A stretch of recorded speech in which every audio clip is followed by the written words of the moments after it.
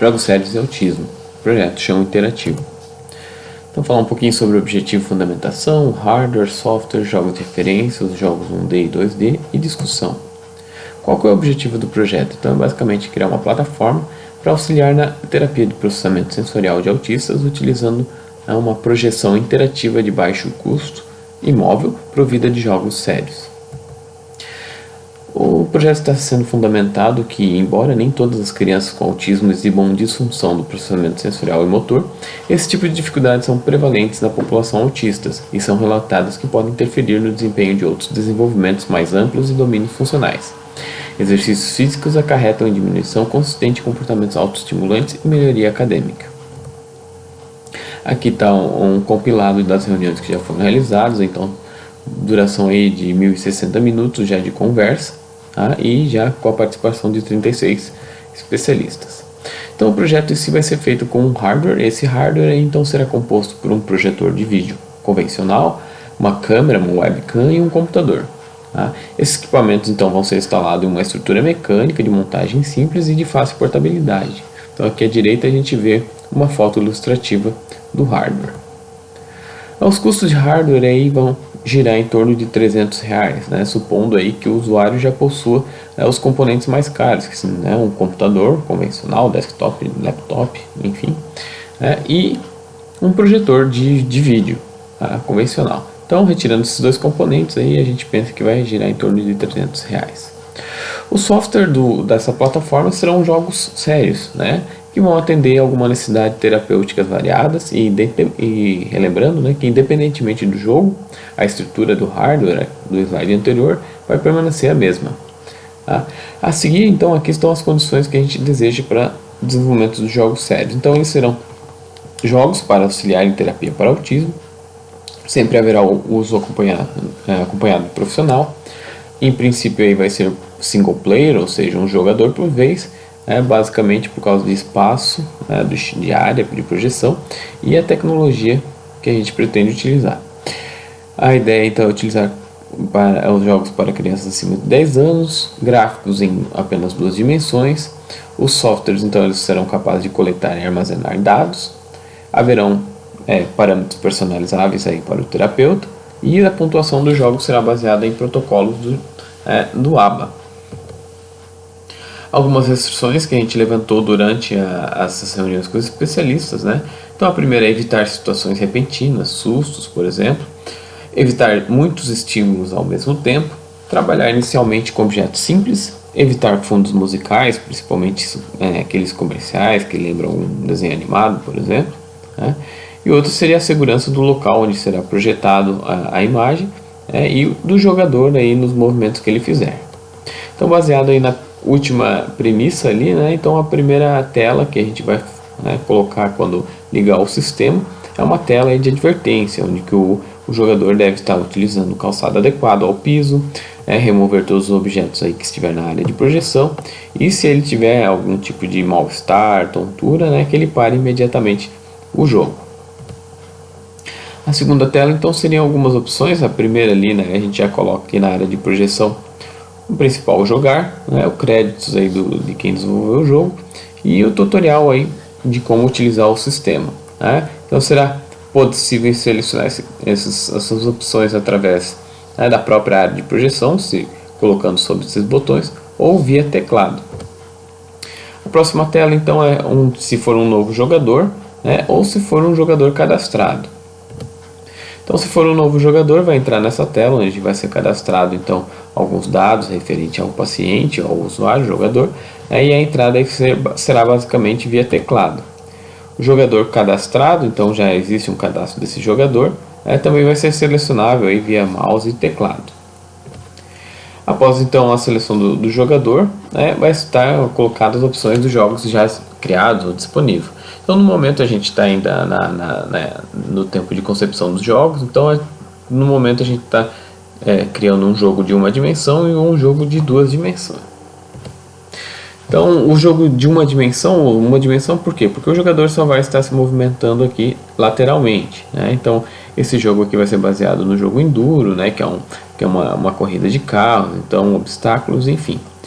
E o jogo 2D, então, ele vai usar toda a área de projeção, né, tanto na vertical quanto na horizontal, e ele foi baseado aí no brinquedo Genius, né, que é basicamente aí para treinar concentração e memorização, né, de uma sequência aleatória de cores, e também aí pareamento de cores. Aqui nesse vídeo eu vou estar falando basicamente só do jogo 2D.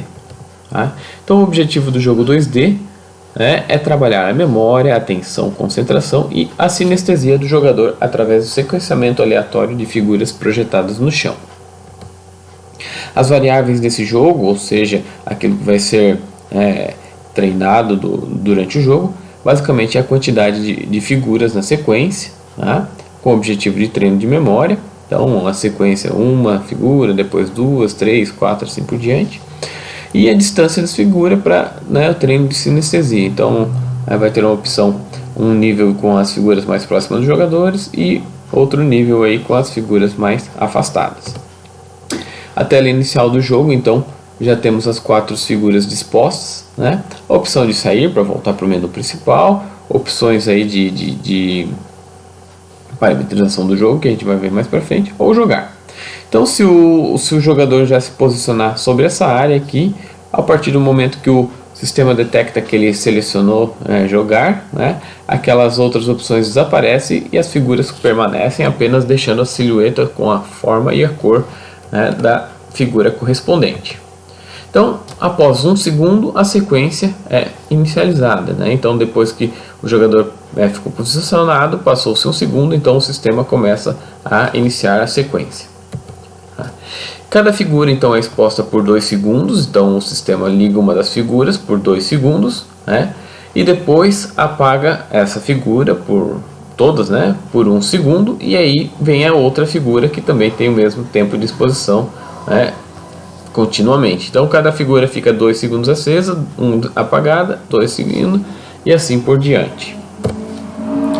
Quando é que é a vez do jogador? Como é que o jogador vai saber que a sequência acabou? Então a última figura gerada aí pelo computador está sendo gerada, fica 2 segundos, apaga 1 segundo e sendo a última figura gerada, vai aparecer uma onda, um ripple aqui na área de projeção, dizendo, olha, a partir desse momento é a vez do jogador. Tá? Então é um sinal visual aí de troca de computador para o jogador. Então como que é a mecânica do jogo para o jogador? Então o sistema vai elaborar uma sequência, a qual o jogador deve memorizar, tá? E repeti-la após aquele sinal da ondulação. Então, por um exemplo de um triângulo, círculo e quadrado, né, seriam 3 ciclos desse movimento. Ou seja, o primeiro ciclo, o jogador está na base, vai para o triângulo verde e retorna para a base. Primeiro ciclo. Segundo ciclo seria o círculo, né? O jogador está na base, vai para o círculo e volta para a base. Segundo ciclo completo. E o terceiro é o quadrado azul. Então, o jogador se desloca para o quadrado azul e retorna para a base. Então, esse aqui seria o ciclo, os 3 ciclos completos para essa sequência. Tá? Caso o jogador, né, quando receber o sinal do computador, agora é sua vez de jogar, ele não realizar nenhuma reação, não ficar parado, vai acontecer uma ajuda do sistema. Então, após 2 segundos, se o sistema não detectar que o jogador, né, escolheu uma das figuras, ele vai dar uma ajuda, né, ou seja, a pegada é onde que ele está, a base, vai se deslocar para a figura correspondente que ele deve selecionar. Tá? Então, isso aqui é a resposta com ajuda. Omissão. Mesmo assim, mesmo com ajuda, né, se o jogador se omitir, ou seja, ele não fizer nada, permanecer aqui na posição, ou sei lá, for sair da área de projeção, passados 2 segundos, o que acontece? A tela vai desvanecer, ou seja, vai apagar tudo, né, e vai retornar para aquela tela inicial, lá onde que ele pode retornar para o menu principal, jogar novamente. Opções, seria um game over, só que sem toda aquela festival dizendo ok, você perdeu. Não, simplesmente o jogo volta para o menu principal, mas é como se tivesse encerrado a partida. Resposta errada, ok, né? Então a ideia é memorizar uma sequência. Então temos a mesma sequência aqui, triângulo, círculo, quadrado. A ideia é que o jogador memorize essa sequência e posicione conforme for. Só que se ele selecionar uma sequência, uma figura errada, o que acontece? Ele somente não vai ganhar ponto. Contudo, o sistema conta aquele ciclo como uma realização de uma tarefa. Então ele fez aqui o primeiro ciclo, aqui é o triângulo verde, beleza, foi para o triângulo e voltou, ciclo ok. No segundo ele deveria ter ido para o círculo, só que ele foi para o retângulo amarelo e voltou. Tudo bem, ele errou, contudo ele completou o ciclo e o computador, ok, contei isso aqui como se fosse um ciclo. Terceiro ciclo ele também acertou aqui, ele fez o quadrado e voltou. Então ele só não vai ganhar um ponto, tá? Mas a sequência permanece. Término da resposta, ok, né? O jogador responde, faz a sua sequência, mas como é que ele vai saber que ele terminou, ou como que o sistema vai indicar que ok, a tua vez acabou? Então, quando o jogador fizer o último ciclo dele, vai passar um segundo e vai sumir as figuras e vai aparecer um troféu. Tá? Importa se ele fez tudo certo, se ele errou toda a coisa, não interessa. Ele vai aparecer esse troféu indicando que acabou aquela jogada. Tá? E vai permanecer por 2 segundos na tela. Após passados 2 segundos, durante esse intervalo aqui de tempo que o computador vai determinar a pontuação daquela jogada. Tá? Então, baseado em uma porcentagem, que depois a gente vai falar um pouquinho mais a fundo. Então, dependendo dessa porcentagem, o jogador avança, vai ter fases mais adiante, vamos dizer assim, ou permanece na mesma fase. Tá? Contudo, a tela do troféu desvanece, ela vai desaparecer e vai voltar aqui as nossas 4 figurinhas e uma nova sequência vai aparecer. Pode ser uma nova sequência já numa fase adiantada ou permanecendo na mesma que ele estava anteriormente, aí, dependendo daquela porcentagem. Então as fases, como que são as fases? As fases, o que determina qual fase ele está é a quantidade de figuras. Então a fase 1 tem uma figura, a fase 2, 2 figuras, a fase 3 tem 3 figuras na sequência, a fase 4, 4 figuras e assim por diante. Os níveis, então dentro de fases, a única diferença que eu tenho lá dentro são os níveis. Os níveis são determinados pela distância das figuras. Então eu posso ter o nível 1, vamos dizer assim, o perto, e o nível longe. Então a fase 1 tem uma figura que a primeiro momento ela vai aparecer perto, depois ela vai aparecer longe. Tá? Nível 2, a fase 2, já tenho que memorizar 2 figuras na sequência e também tem essa subdivisão aqui de perto e longe. E assim por diante. A pontuação então será baseada, feita como base aí nos protocolos ABA, análise aplicada do comportamento, e vai ser baseado aí na pontuação aí conforme for a resposta do usuário, se ela foi correta sem ajuda, se ela foi correta com ajuda, se ela foi errada ou se houve omissão. Tá? Então um exemplo aqui, qual que seria a pontuação máxima? Seria a quantidade de figuras da sequência vezes 10. E a pontuação da fase é o que? A soma das interações que o jogador fez dividido pela pontuação máxima. Então se ele fizer tudo correto, ele ganha 10 pontos para cada acerto, sem ajuda. 5 pontos se houver ajuda, erro, não ganha nenhum ponto, e se omitiu lá, volta para a tela inicial. Um pequeno exemplo aqui então da fase 3, ou seja, que teria 3 figuras, exemplificando aqui triângulo, círculo, quadrado. Então o jogador repetiu, ele fez a primeira certa, sem ajuda, a segunda ele também fez certa, porém com ajuda, e o terceiro movimento aqui dele foi errado. Era para ter sido quadrado, ele selecionou o verde. Então qual que seria a pontuação máxima? Se ele tivesse acertado tudo, 3 vezes 10 seria 30. Mas ele não acertou tudo. Então o que seria? A fórmula, soma das interações. Então houve um certo, um com ajuda, um com erro, dividido aí pela pontuação máxima. Então 10 para correto, 5 para ajuda, 0 para errado, dividido por 30. Então ficou 15 mais 5 dividido por 30. Então ele houve uma porcentagem aí de acerto de 50% naquela fase. A transição de nível, então, de fase, vamos dizer assim, vai ser determinada pelo computador. Caso a pontuação, por exemplo, estiver maior que 75%, ele avança. Se a pontuação gerada por aquela forma ficar entre 25 e 75, ele permanece na mesma fase. E se a pontuação for menor que 25, ele retrocede. Parâmetros automáticos que só o sistema em si vai controlar. Então, aleatoriedade das figuras em cada sequência, para evitar a memorização do nível.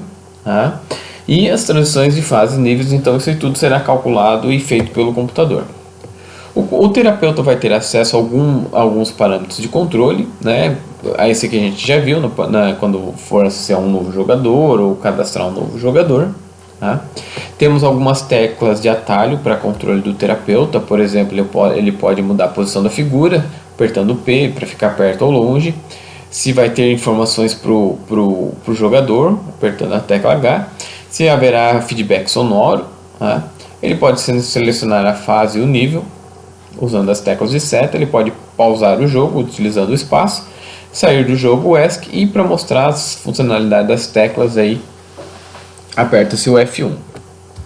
Então, a posição das figuras, né, que seria aqui o nosso P, né, basicamente qual é a diferença? A diferença é que ele pode estar sendo mostrado em 180 graus, ou seja, na frente do usuário, ou 360 graus no entorno do usuário. O feedback visual, o HUD, né, que seria Head-Up Display, basicamente são algumas informações que podem ser mostradas ou não para o jogador durante a partida, né? Aqui só está exemplificando, né, o tempo da sessão, por exemplo, a pontuação, qual fase e qual nível ele está naquele momento. Estímulo auditivo, então, ligado e desligado, né, se vai haver som de feedback para o jogador. E como premissa do projeto, se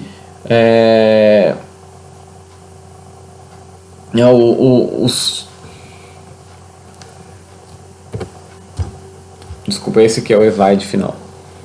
Os dados armazenados então pelo